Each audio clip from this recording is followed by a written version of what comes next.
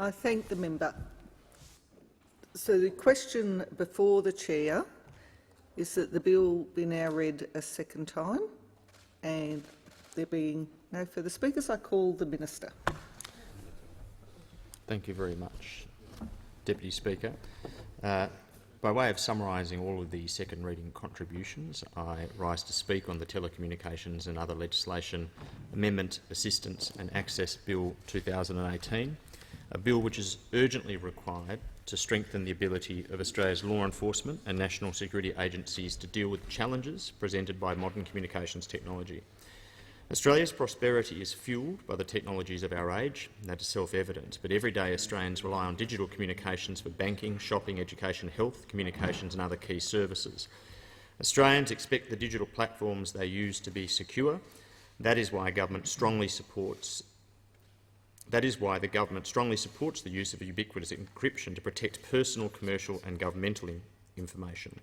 Encryption is a vital part of the internet, computer and data security, supporting Australia's economic growth and national security. However, we would be naive to think that digital technologies which drive our economic prosperity are immune to exploitation. The same technologies that protect us online are being employed by terrorists, by pedophiles, by drug smugglers, by human traffickers to conceal their illicit activities from law enforcement and security agencies. Put simply, encrypted communication is helping criminals and terrorists remain anonymous and to operate beyond the reach of the law. Tellingly, 95% of ASIO's most dangerous counter-terrorism targets use encrypted communications, with encryption impacting intelligence coverage in 9 out of 10 priority cases.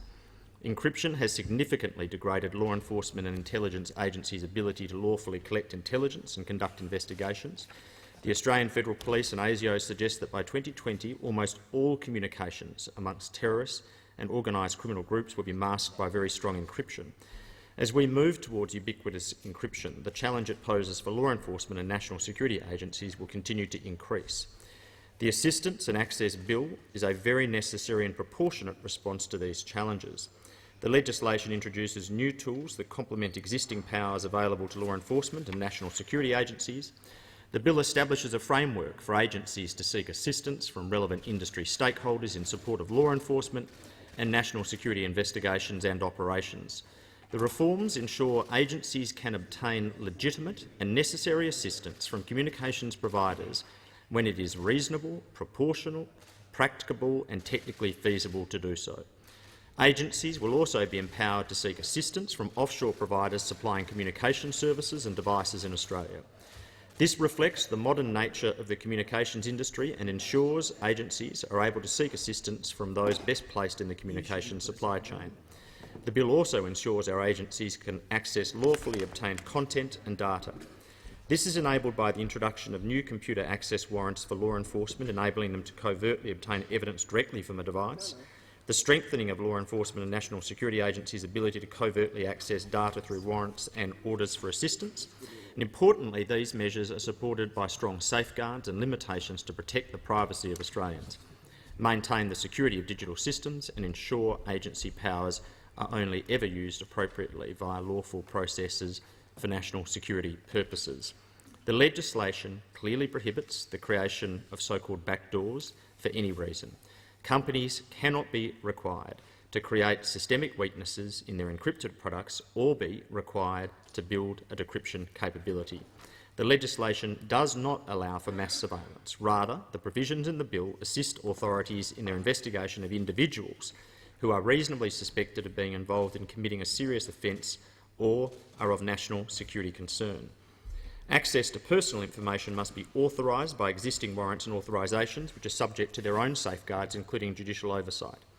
The need for the powers in this bill has become more urgent in light of the recent fatal terrorist attack in Melbourne and the subsequent disruption of alleged planning for a mass casualty attack by 3 individuals last month, also, sadly, in Melbourne.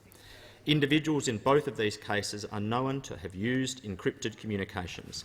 Australia's Director-General of Security, Mr Duncan Lewis, informed the Parliamentary Joint Committee on Intelligence and Security last week that there is an operational urgency to this legislation. He advised the committee that the impact of encryption on ASIO's operational effectiveness is very real.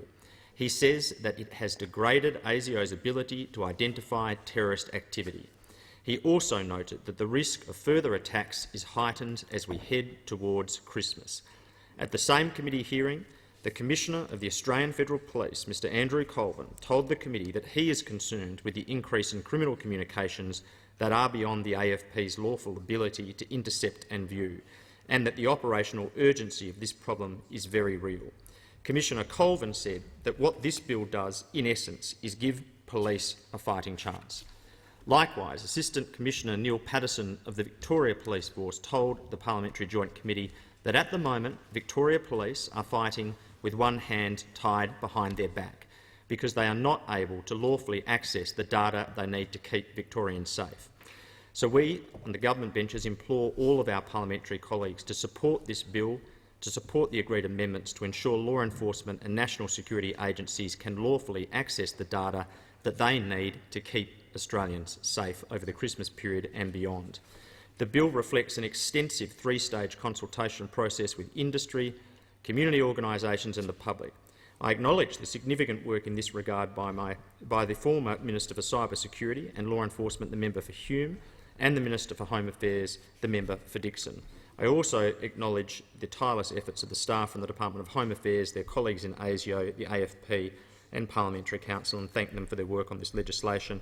I wish also, of course, to thank the Parliamentary Joint Committee for Intelligence and Security for its comprehensive review of the bill. The amendments recommended by the Parliamentary Joint Committee do increase transparency and do strengthen the existing accountability and oversight measures. They have been agreed and they ensure that the powers in the bill only are to be used when required to facilitate law enforcement and national security agencies' legitimate and lawful operations. The amendments also enhance measures which prevent so-called backdoors from being introduced into networks and devices. The bill ultimately, before the House, strikes an appropriate balance between maintaining privacy and the integrity of networks and devices and ensuring agencies continue to protect the Australian community.